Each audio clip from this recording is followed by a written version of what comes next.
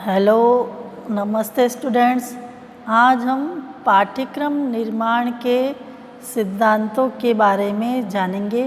Principles of curriculum construction, यानी कि पाठ्यक्रम कैसे बनाया जाता है, पाठ्यक्रम के निर्माण में हमें किन किन बातों का ध्यान में रखना चाहिए। क्योंकि पाठ्यक्रम अपने आप में बहुत बड़ा व्यापक शब्द है। पाठ्यक्रम से ही बालक का विद्यालय जीवन प्रभावित होता है, उसे विद्यालय आने की ओर प्रेरित करता है। तो हम जिस भी सब्जेक्ट का पाठ्यक्रम निर्माण करने जा रहे हैं तो उसके निर्माण में हमें कुछ बातों का ध्यान में रखना चाहिए। सबसे फर्स्ट तो है उद्देश्य एवं लक्ष्य का सिद्धांत, principles of AIIMS and objective. हम जिस भी विषय का पाठ्यक्रम का निर्माण करने जा रहे हैं, जैसे भूगोल है, सामाजिक है, हिंदी है, विज्ञान है, तो उस पाठ्यक्रम को बनाने के पीछे उसका क्या उद्देश्य है, उसका क्या लक्ष्य है, हम उस पाठ्यक्रम को निर्माण करके हम किन किन उद्देश्यों की प्राप्ति करना चाहते हैं, बच्चे किन किन बातों को जान सके उस पाठ्यक्रम का अध्ययन करके। जैसे भूगोल है तो भूगोल को जानकर बच्चे जैसे किसी भी स्थान की दूरी, उसकी विशेषता, उसकी भौगोलिक स्थिति के बारे में जान सके। सामाजिक है तो उसके उद्देश्यों को जान सके कि बच्चों में सामाजिकता की भावना का विकास करना, नागरिकता की भावना का विकास करना, सामुदायिकता की भावना का विकास करना, अंतर्राष्ट्रीय सहयोग की भावना का विकास करना। तो हर सब्जेक्ट के अपने कुछ उद्देश्य एवं लक्ष्य होते हैं। उन उद्देश्यों एवं लक्ष्य को ध्यान में रखकर ही पाठ्यक्रम में उन विषयों का, उन प्रकरणों का चयन करना चाहिए, जिससे वो उस विषय को पूर्ण कर पाए।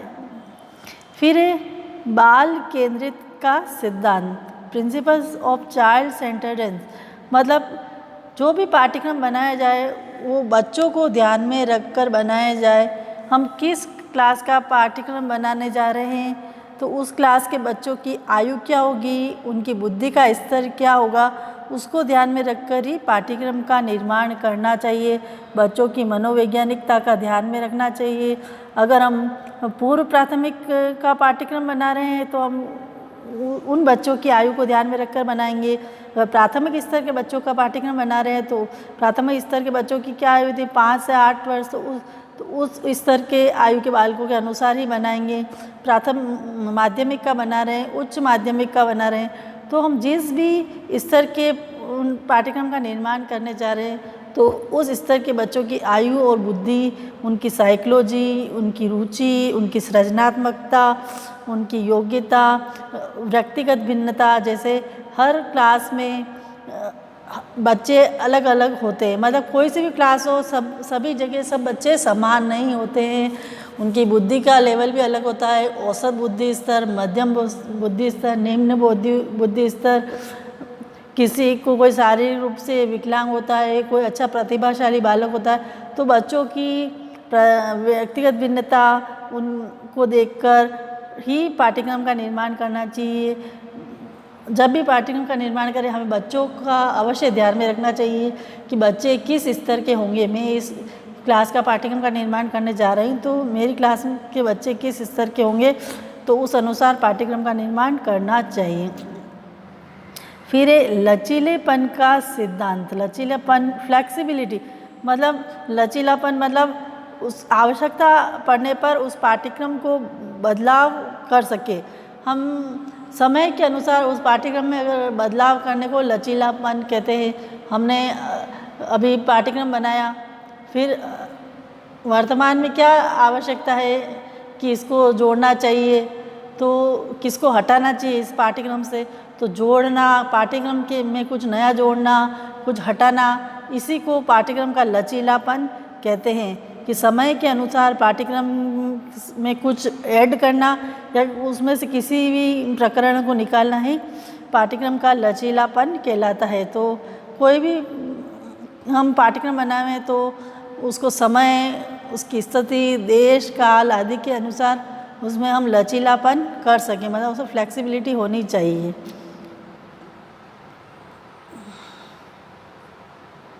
नेक्स्ट है पर्यावरण केंद्रित का सिद्धांत, मतलब इन्वायरमेंट का भी ध्यान में रखना चाहिए कि हम पाठ्यक्रम का निर्माण करने जा रहे हैं तो मान लो कि कौन सा विषय है, अगर भूगोल विषय का पाठ्यक्रम है तो हमें पर्यावरण से संबंधित हम वायु प्रदूषण, जल प्रदूषण, ओजोन परत, ग्रीन हाउस प्रभाव, जीव जंतु, तापमान, मृदा क्षरण आदि विभिन्न पर्यावरणीय कारकों को हम उस पाठ्यक्रम में सम्मिलित कर सकते हैं। सामाजिक पढ़ा रहे हैं तो हम सामाजिकता के अंदर जो भी पर्यावरण के घटक होते हैं हम उसको अपने उसके अंदर जोड़ सकते हैं कि वहाँ का वातावरण कैसा है, लोग कैसे हैं, तो पर्यावरण को भी पाठ्यक्रम में ऐड करना चाहिए।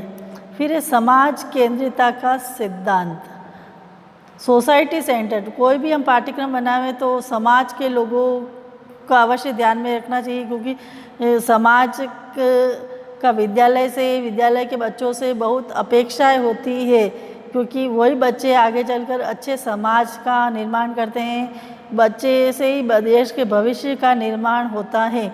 तो जो भी समाज के घटक होते हैं उनको पर्यावरण के घटक होते हैं उसको पाठ्यक्रम में अवश्य शामिल करना चाहिए। उसे पढ़कर बच्चों में सामाजिकता की भावना का विकास आवे, सहयोग की भावना का विकास होवे।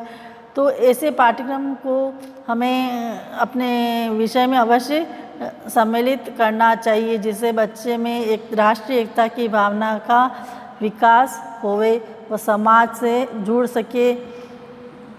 फिर अध्यापक से परामर्श का सिद्धांत, principles of consideration with the teachers.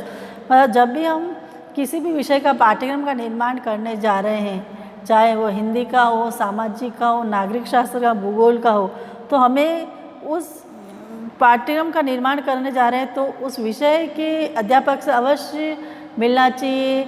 उन विशेषज्ञों की अवश्य राय लेनी चाहिए जो उस विषय के ज्ञाता है, क्योंकि उन्हीं को अच्छी तरह से ये मालूम होता है कि पाठ्यक्रम में क्या ऐड करना चाहिए। तो जब भी हम पाठ्यक्रम का निर्माण करने जा रहे हैं तो हमें अध्यापकों से और उस विषय विशेषज्ञों से, सब्जेक्ट के जो भी एक्सपर्ट होते हैं, टीचर होते हैं, उनसे मिलकर या उन्हीं को उस पाठ्यक्रम का निर्माण करने के लिए कार्यभार सौंपा जाना चाहिए। तो अगर हम उनसे ये कार्य करवाएंगे तो एक अच्छे पाठ्यक्रम का निर्माण होगा, क्योंकि वह उस विषय के ज्ञाता है। फिर नेक्स्ट उपयोगिता का सिद्धांत, इस प्रिंसिपल्स ऑफ यूटिलिटी। हम जो भी पाठ्यक्रम निर्माण करने जा रहे हैं वो बच्चों के जीवन के लिए उपयोगी हो।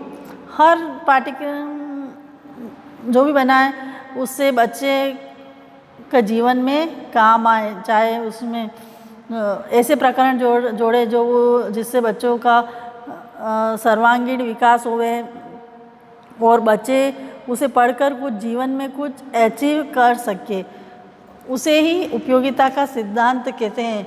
कि जो पाठ्यक्रम पढ़ के बच्चों के जीवन के लिए उपयोगी हो, बच्चे सिर्फ उसमें सैद्धांतिक ज्ञान ही प्राप्त नहीं करे बल्कि उसमें जो व्यवहारिक है और प्रैक्टिकल नॉलेज है वह भी बच्चों को मिले। उस पाठ्यक्रम में जो भी विषय बनाए उसमें एक्टिविटी ज़रूर जोड़े, जिससे ही वो पाठ्यक्रम बच्चों के लिए उपयोगी होगा। फिर क्रियाशीलता का सिद्धांत, प्रिंसिपल्स ऑफ एक्टिविटी। अब जब भी पाठ्यक्रम निर्माण करने जा रहे हैं तो वो उपयोगी कब होगा, जब उसमें क्रियाशीलता जोड़ी जानी चाहिए। बच्चों को उस विषय के अनुसार उस पाठ्यक्रम में एक्टिविटी डालनी चाहिए। अगर जैसे भूगोल है तो बच्चों से मॉडल बनाना, चित्र बनाना, मानचित्र भरवाना, प्रक्षेप बनवाना, थर्माकोल से वस्तुएं बनाना, मॉडल्स बनाना, तो ये सभी एक्टिविटी उसमें अवश्य पाठ्यक्रम में शामिल हो। विज्ञान है तो बच्चों को चित्र बनाना, प्रैक्टिकल कराना, बच्चों को लैब में ले जाना। तो एक्टिविटी बेस्ड पाठ्यक्रम होना चाहिए। एक्टिविटी बेस्ड अगर पाठ्यक्रम होगा तो बच्चे का उस पाठ्यक्रम को पढ़ने में इंटरेस्ट आएगा और उसकी रुचि जागेगी और विद्यालय में अधिक समय तक उपस्थित रहेगा। बच्चे विद्यालय से दूर नहीं भागेंगे। तो बच्चों में जो विद्यालय को निकट लाना है तो पाठ्यक्रम में उस क्रियाशीलता होनी चाहिए, उसकी उपयोगिता होनी चाहिए, उसको पर्यावरण केंद्र से जोड़ना चाहिए। अगर हम इन सभी बातों को ध्यान में रखकर किसी भी विषय का पाठ्यक्रम का निर्माण करेंगे तब वह पाठ्यक्रम अवश्य ही बच्चों के लिए उपयोगी होगा। धन्यवाद।